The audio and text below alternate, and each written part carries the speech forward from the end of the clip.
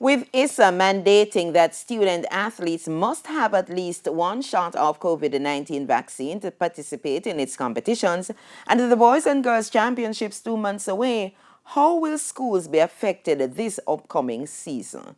Denise Walters explores the issue. At least one of three track and field coaches say vaccine hesitancy among his athletes has cast some doubt on certain events that they were expected in. However, he believes that there's still time to figure it out. We have some major players which not yet vaccinated, and at this moment we're still pending what's going to happen. But we hope that by the time comes around, we can be able to sort this out with both parents and students and the school community. Fortunately, we educate the kids about this, whole vaccination thing, and we're about 98% vaccinated, so that will not be an issue for us. We kind of figured that's where things will go.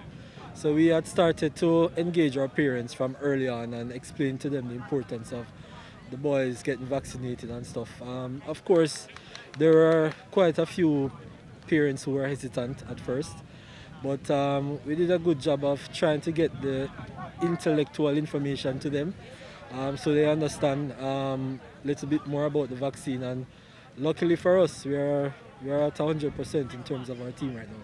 The coaches who were speaking at the J3A Puma Fuller Anderson Development Meet at the GC Foster College over the weekend say they're looking forward to a good season nonetheless. We're a young team, we're in a rebuilding mode.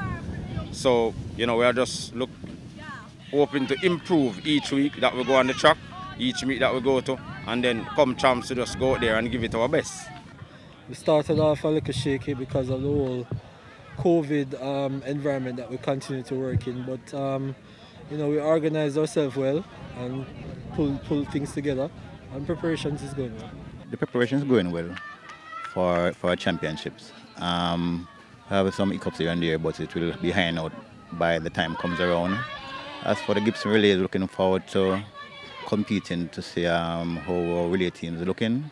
So we're looking forward to that. The ISA Boys and Girls Champs is set to get underway from April 5 to 9. Denise Walters for TVJ Sports.